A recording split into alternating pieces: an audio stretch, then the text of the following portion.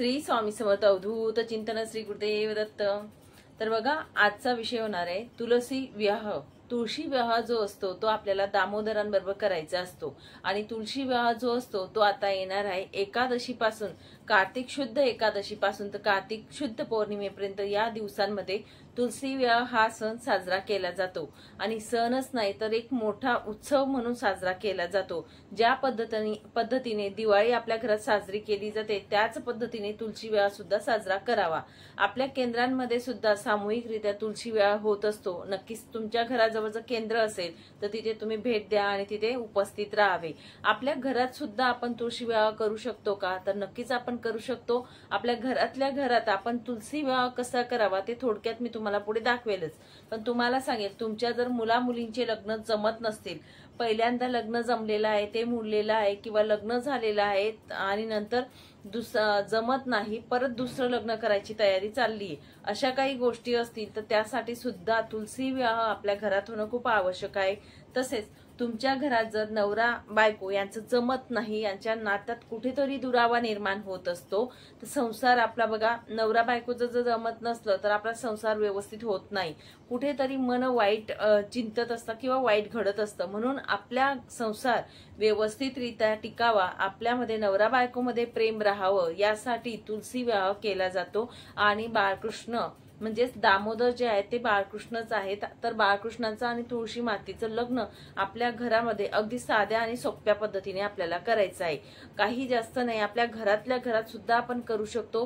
तुमच्याकडे जर प्रथा नसेल तर बऱ्याच महिला बोलतात ताई आमच्या घरी नाही करत, मग मी करू शकते का? तर नक्कीच तुम्ही करू शकतात। तुमच्या घरी जरी करत नाही तरी सुद्धा तुम्ही करू शकतात। तुमच्या घराजवळ जर सामूहिकरित्या करत असतील तुलसी विवाह, तिथे सुद्धा तुमची तुळशी मातेला तुम्ही घेऊन जा, तिथे करू शकतात किंवा केंद्रांमध्ये सुद्धा तुम्ही जाऊ शकतात। पण उपस्थित राहणं खूप महत्वाचं असतं।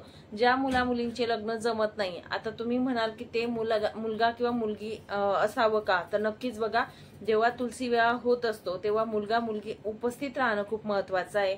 जेव्हा तुलसी मातेच्या डोक्यावर किंवा बाळकृष्णाच्या डोक्यावर अक्षदा पडतात, त्या अक्षदा त्या मुला मुलींच्या डोक्यावर सुद्धा पडायला पाहिजे, तेव्हा त्याचा म्हणजे विशेष करून महत्व मानलं जातं आणि मग आपल्याला रिझल्ट बघायला मिळत असतात। म्हणजेच काय बघा, मुलीचं जर लग्न जमत नसेल तर तिच्या हातून बाळकृष्णाचं म्हणजे तुलसीचं जेव्हा लग्न होतं, जी काही पूजा होत असते त्या मुलीने करायची असते किंवा मुलगा असेल तर त्या मुलाने त्या ठिकाणी उपस्थित राहून ती पूजा त्यांच्या हाताने करायची असते, तेव्हा त्याचा रिझल्ट आपल्याला बघायला नक्कीच मिळतो आणि 100% त्यांचं लग्न जमत असतं। ठीक आहे, तर चला मग आता तुम्हाला पूजा थोडक्यात मी दाखवते, त्या पद्धतीने आपल्या घरामध्ये पूजा करायची आहे। तर बघा, इथे तयारी करून ठेवलेली आहे मी। तुळशी माता त्यांना सजवायचंय, कारण त्या दिवशी त्या नवरी समान असतात, म्हणून इथे सजवून घ्यायचं। त्यांना साडी परिधान करू शकतात किंवा साडी नाही तुम्ही परिधान कराल तर ब्लाउज पीस, अगदी कोरा ब्लाउज पीस असेल तो आपण इथे त्यांना परिधान करायचा आहे। त्यानंतर जे आपले मंगळसूत्र, मणी मंगळसूत्र जे काही तुमच्या जवळ अवेलेबल असेल ते आपण परिधान करायचे तुळशी मातेला, गजरा वगैरे, वेणी या पद्धतीने। आणि बघा, जे मांडव असतात, उसाचे मांडव असतात, चारही बाजूनी लावले जातात, ते मी इथे लावलेले नाहीत, तर मी ज्या दिवशी करेल त्या दिवशी लावेल। तर ते मांडव म्हणजे काय, तर नवरीचे मामा मानले जातात। आपल्या इथे लग्न असतं तेव्हा काय आपण मामा उभे करतो, बरोबर ना? तर त्या ठिकाणी सुद्धा आपल्याला ऊस जे असतात ते चारही बाजूंनी अशा पद्धतीने लावायचे आहेत। आता इथे पाट मांडलेला आहे मी, पाटाजवळ तुम्ही बघू शकतात जे फळ असतात, 5 फळं तुम्ही घेऊ शकतात।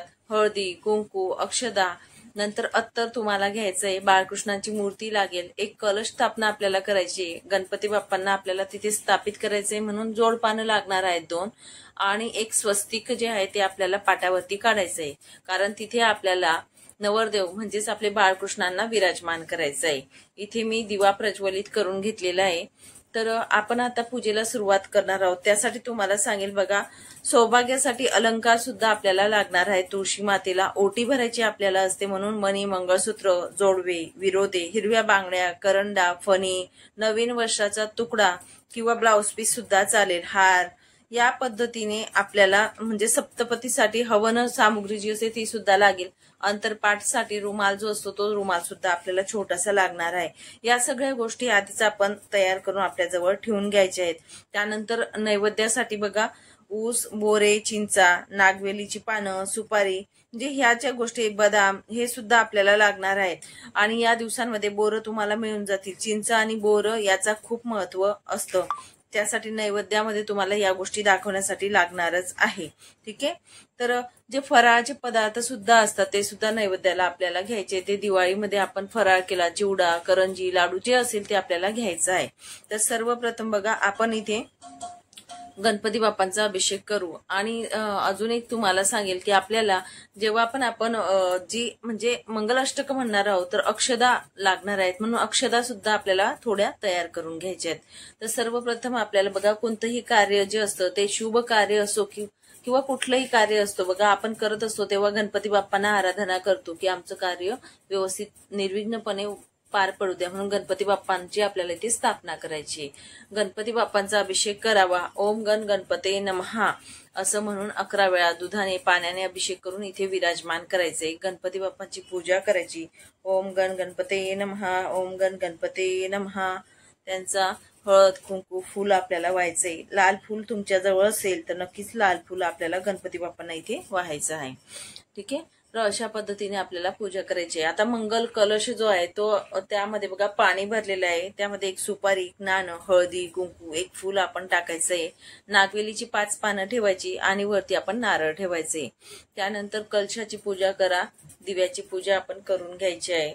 कारण अग्नी जी असते ती साक्षी असते आपल्या पूजेला, म्हणून त्यांची पूजा करायची आहे. त्यानंतर बघा आपल्याला बाळकृष्ण जे आहेत तर बाळकृष्णांचा आपल्याला अभिषेक करायचा आहे. आता यामध्ये तुम्हाला बघा लग्न म्हटलं तर लग्नामध्ये आपल्याला मांडोळे लागणार आहेत. मांडोळे म्हणजेच बाशिंग जे नवरदेव नवरीला बांधले जातात ते सुद्धा आपल्याला लागतील इथे. तर ते सुद्धा आवर्जून तुम्हाला सांगेल आपल्याला 2 आणायचे आहेत. तर इथे बघा बाळकृष्णाचा आपण अभिषेक करू. आधी बाळकृष्णांचा अभिषेक ओम नमो भगवते वासुदेवाय नमः, ओम नमो भगवते वासुदेवाय नमः हा मंत्र म्हणावा. किंवा मग पुरुष सूक्त, स्त्री सूक्त एक वेळा म्हणून सुद्धा तुम्ही अभिषेक करू शकतात. पाटावर ज्या पद्धतीने आपण स्वस्तिक काढलेलं आहे तिथे तर त्या स्वस्तिकवरती हळदी कुंकू आपण वाहिलेला आहे आणि तिथे आपल्याला बाळकृष्णांना आता विराजमान करायचंय. बाळकृष्णांना सुद्धा आपल्याला आता ते नवरदेव आहेत आज बरोबर, दामोदर आहेत, दामोदर स्वरूप आहे ते. तुमच्या घरात जर शालिग्राम असेल तर शालिग्राम सुद्धा तुम्ही घेऊ शकता. तर बाळकृष्णांना इथे आपण कपडे परिधान करू नवरदेवासारखे किंवा तुमच्याजवळ जे वस्त्र असतील ते परिधान करायचे. बाळकृष्णांना मुकुट असेल किंवा मग ड्रेस असेल तो परिधान करावा. अष्टगंध लावायचा आहे. माळ असेल तर माळ आपण परिधान करायची आणि पाटावरती ठेवावे. आता बाळकृष्णांना आपण अशा म्हणजे पद्धतीने ठेवावं. बघा त्या दिवशी मी जेव्हा लग्न लावेल त्यांचं तर तुळशी मातेकडे तोंड करून ठेवेल. पण आता मी तुम्हाला का दाखवत आहे असं, आमच्या घरातली जी पश्चिम दिशा आहे म्हणजे बाळकृष्णांचं मुख जे आहे ते पश्चिमेला येईल अशा स्वरूपात तुम्हाला ठेवायचंय. ठीक आहे. आता मी ही पश्चिम दिशा आहे माझ्याकडची म्हणून अशा पद्धतीने तुम्हाला ठेवून दाखवते आहे. ज्या दिवशी लग्न असेल त्या दिवशी तुळशी माता तुम्हाला या म्हणजे समोरच्या बाळकृष्णाच्या समोर ठेवायची. आता मी तुम्हाला दाखवण्यासाठी एका बाजूला ठेवलेले. ठीक आहे. हे समजून घ्या. इथे या पद्धतीने आपल्याला ठेवायचं आहे म्हणजे समोरासमोर तोंड येईल त्यांचं. अशा पद्धतीने आपल्याला त्या दिवशी ठेवेल मी, पण तुम्हाला दाखवण्यासाठी सांगते की पश्चिमेला मुख येईल बाळकृष्णाचं. अशा पद्धतीने तुम्ही त्यांना विराजमान करा. त्यानंतर त्यांना हळदी कुंकू या पद्धतीने वाहायचं आहे. त्यानंतर आपल्याला वस्त्रमाळ जी असते कापसाची ती वाहायची आहे. त्यांना धूप दीप आपण दाखवलेला आहे. अष्टगंध आपण लावायचा आहे आणि जे काही तुमच्याकडे साहित्य असेल सजावटीचं ते सुद्धा तुम्ही तिथे त्यांना वाहू शकतात. फूल असेल फूल वाहा आणि तुळशीचे पानं आवर्जून तुम्हाला सांगेल त्या दिवशी तुळशीचे पानं तुम्हाला तोडायचे नाहीत. तर तुळशीचे पानं पहिल्या दिवशी तुम्ही तोडून ठेवायचे. तर आता आपल्याला तुळशी मातेचा अभिषेक करायचा आहे. तुळशी मातेचा अभिषेक करत असताना आता इथे सजवलेले आपण पाण्याने अभिषेक करू शकतो का, नाही तर फुलाने आपल्याला थोडं पाणी शिंपडायचं आहे. इथे आपल्याला तुळशी मातेचा अभिषेक करत असताना श्रीसूक्त म्हणायचं आहे. श्रीसूक्त म्हणत म्हणत आपल्याला थोडं पाणी शिंपडायचं आहे. त्यानंतर ज्या पद्धतीने आपण अभिषेक केल्यानंतर हळदी कुंकू अक्षता जे काही असतं ते आपण व्हायचं आहे. अत्तर जे असतं ते फुलाला अत्तर लावायचं आणि ते फुल आपल्याला तिथे अर्पण करायचंय तुळशी मातेला. हळदी कुंकू सजावटीचं जे काही सामान तुमच्याकडे असेल, गजरा असो वेणी असो, ते तुम्हाला तुळशी मातेला इथे अर्पण करायचंय. ज्या काही वस्तू तुमच्याकडे अवेलेबल असतील. धूप दीप जे आहे ते तुम्हाला दाखवायचं आहे. बघा वरती घेते थोडं म्हणजे तुम्हाला दिसेल. तर या पद्धतीने आपल्याला इथे पूजा करायची आहे. आता जे बाशिंग किंवा मांडव जे बोलली ते सुद्धा तुम्हाला इथे बांधायचे आहेत. तुळशी मातेला बांधायचे आहेत. तुमच्याकडे असतील तर इथे बांधावी। आणि आपण बघा आता बाळकृष्णांना बांधता येणार नाही तर बघा बाळकृष्णांना आपण बाळकृष्णांच्या बाजूला जे आहेत ते मांडव तिथे ठेवून द्यायचे तरी सुद्धा चालेल। सांगेल ओली हळद जी असते ती देखील आपल्याला लागत असते। तर ओली हळद जी असते ती आधी आपल्याला लावायची आहे बाळकृष्णांना इथे आसनावर बसवल्यानंतर, आणि त्यानंतर आपल्याला मंगलाष्टकाला सुरुवात करायची। 5 बोटं लावायची आहे आणि तसंच तुळशी मातेला देखील 5 बोटं हळद लावायची। या पद्धतीने आपल्या घरामध्ये जे आलेले असतात लग्न लावण्यासाठी, जे काही मंडळी असतात त्यांच्या हातात आपण रंगीत अक्षता द्यायच्या आहेत। आणि त्यानंतर आपल्याला जो अंतरपाठ असतो, हा अंतरपाठ जो असतो हा असा धरायचा आहे। नवरदेव नवरीच्या मध्ये ज्या प्रकारे धरला जातो त्या प्रकारे अंतरपाठ असा धरायचा आहे। अंतरपाठ धरल्यानंतर तुम्हाला सांगते की अक्षता ज्या असतात त्या सगळ्यांनी अंतरपाठ धरल्यानंतर मंगलाष्टक म्हणायचे आहेत। आता मंगलाष्टक जे असतात ते तुम्ही मोबाईलला लावले तरी देखील चालेल, किंवा तुमच्याकडे असेल पुस्तकात कुठेतरी तर तुम्ही वाचन सुद्धा करू शकतात। या पद्धतीने मंगलाष्टक म्हणायचे आहेत। मंगलाष्टक म्हटल्यानंतर अंतरपाठ काढून घ्यायचा। नंतर ज्या सगळ्यांच्या हातात अक्षता असतील त्या नवरदेव नवरी म्हणजेच तुळशी माता आणि भगवान विष्णूंच्या अंगावरती टाकायचे आहेत। त्यानंतर तुम्हाला सांगेल की तुमच्याकडे जर हार तुम्ही आणलेले असतील तर भगवान दामोदर आहेत त्यांच्याकडून तुळशी मातेला आपण माळ परिधान करायची आहे, आणि तुळशी मातेकडून भगवान विष्णूंना आपण माळ परिधान करायची। या पद्धतीने तुम्ही करू शकता। त्याच प्रकारे जर मंगळसूत्र वगैरे तुम्ही आणलेलं असेल तर भगवान विष्णूंच्या वतीने आपल्या घरातील मुलगा असेल तर त्या मुलाला तुळशी मातेला मंगळसूत्र परिधान करायला सांगायचं। या पद्धतीने तुम्ही करू शकतात। आणि हे सगळं झाल्यानंतर तुळशी मातेला आपण हळदी कुंकू सगळं काही वाहिलेले आहे, भगवान विष्णूंची पूजा आपली झालेली आहे। तर आता आपल्याला दाखवायचं आहे नैवेद्य। नैवेद्य आपण 5 फळं, जसं मी तुम्हाला सांगितलं मगाशी आपण काय काय घ्यायचंय नैवेद्यामध्ये, 5 फळं असले ते घ्या, लाया बताशे घ्यायचे आहेत, चिंचा, आवळा, बोरं हे घ्यायचं आहे। हा नैवेद्य दाखवायचा आहे। तुळशीचे पान ठेवायला विसरू नका। तत्सवितुर्वैज्ञ भर्गोदेव सदिमे धियेन प्रचोदयात्। तानायचा ध्यानायचा उदानायचा समनायचा अपनायचा ब्रह्मचा नैवेद्य समर्पयामि। तसंच गणपती बाप्पांना गोड खोबऱ्याचा नैवेद्य आपल्याला दाखवायचा आहे।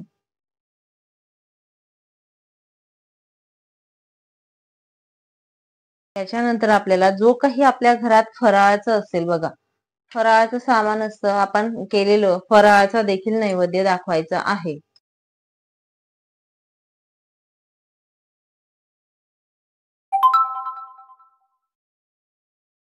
आहेत तुळशी मातेची ओटी भरायची आहे। तुळशी मातेची ओटी अवश्य भरावी सगळ्यांनी। तर त्यासाठी आपल्याला लागणार आहे 1 नारळ आणि तांदूळचे किंवा गव्हाचे दाणे, ब्लाउज पीस, या प्रकारे आपल्याला ओटी भरायची आहे।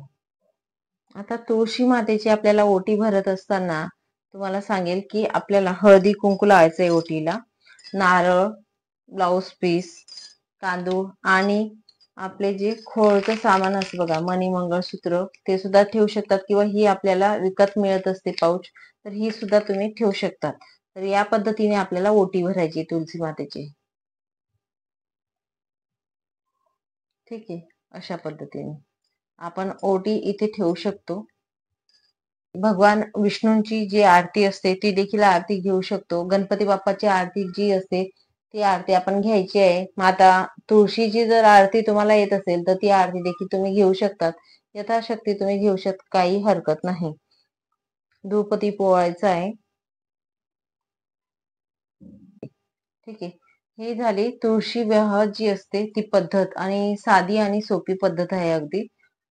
तर अशा पद्धतीने आपल्याला आपला जो तुलसी विवाहाचा सोहळा आहे तो पार पाडायचा आहे। आणि नक्कीच आपल्या घरामध्ये दिवसेंदिवस प्रगती होत असते, आपल्या नात्यांमध्ये गोडवा निर्माण होत असतो। म्हणून आपल्याला हा तुलसी विवाह छोटासा का असेना आपल्या घरामध्ये पार पाडायचा आहे, विवाह करायचा असतो। तसेच आपल्या संसारिक अडचणी सुद्धा या दूर होत असतात। ज्या घरांमध्ये तुलसी मातेचं लग्न केलं जातं, विवाह साजरा केला जातो, त्या घरांमध्ये बाळकृष्णांचा आणि माता तुलसी म्हणजेच लक्ष्मीचा सूक्ष्म रूपात अंश राहत असतो, अशी मान्यता आहे। म्हणून आपल्याला तुलसी विवाह हा आपल्या घरात करायचा असतो। आता तुलसी विवाह हा सहसा करून प्रदोष काळी म्हणजे संध्याकाळचा सांज जी असते तेव्हाच लग्न सोहळा पार पाडला जातो. आपण आपल्या घरातल्या घरात सुद्धा आपल्या तुळशी मातेचं लग्न करू शकतात. तुम्ही म्हणाल गॅलरीत करायचं का किंवा कुठे आपल्या घरात करायचं का, तर नक्कीच चालेल. घराबाहेर जागा असेल तर तिथे करा, नसेल जागा तर तुमच्या घरात सुद्धा तुम्ही करू शकतात. गॅलरीत जागा असेल तर तिथे सुद्धा तुम्ही करू शकतात. अशा पद्धतीने आपण सोप्या पद्धतीने अगदी, पण मात्र आपल्या घरात तुलसी विवाह होणं खूप महत्वाचं आहे. आता तुलसी विवाह केव्हा करावा, तर एकादशी पासून पौर्णिमेपर्यंत. आता एकादशी 1 तारखेला पण दाखवलेली आहे आणि 2 तारखेला पण दाखवलेले आहेत. जे उपाय वगैरे असतात ते तुम्ही 1 किंवा 2 तारखेला करू शकतात, पण मात्र तुलसी विवाह जो आहे तो 2, 3, 4, 5 हे 4 दिवस जो आहे त्या 4 दिवसांमध्ये तुलसी विवाह हा संपन्न करू शकतात. ठीक आहे.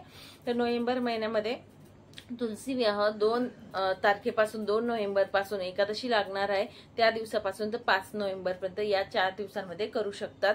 आणि या कार्यासाठी आपल्याला आजूबाजूचे लोक असतील त्यांना पण तुम्ही बोलू शकतात. विवाह साजरा करत असताना मुलगा मुलगी नसेल तर आपल्या घरातील जे जोडपे असेल त्यांनी सुद्धा, म्हणजे दामोदर म्हणून आपले मिस्टर आणि तुलसी म्हणून जर आपण उभे राहिले तरी सुद्धा चालेल. या पद्धतीने आपल्याला जो सण असतो तो साजरा करायचा आहे आणि हे लग्न पार पाडायचं असतं. तर अशा पद्धतीने आपल्याला तुलसी विवाह आपल्या घरामध्ये साध्या आणि सोप्या पद्धतीने करायचं आहे. नक्कीच सगळ्यांनी करा. आणि आपल्या घरामध्ये जेव्हा हे लग्न लागत असतं एक सकारात्मक ऊर्जा सुद्धा खेळत असते, एक लहरी आपल्या घरामध्ये येत असतात. म्हणून आपल्याला ही पूजा जी असते, छोटीशी पूजा आहे अगदी, तुम्ही या दिवसांमध्ये 4 दिवसांमध्ये कधीही एक दिवशी आपण आपल्या घरामध्ये ही पूजा करू शकतात. चला मग, सांगितलेली माहिती नक्कीच तुम्हाला समजली असेल, आवडली असेल अशी अपेक्षा करते आणि इथेच विराम घेते. नंतर अजून भेटेल अशाच व्हिडिओ सोबत. श्री स्वामी समर्थ अवधूत चिंतन. श्री गुरुदेव दत्त.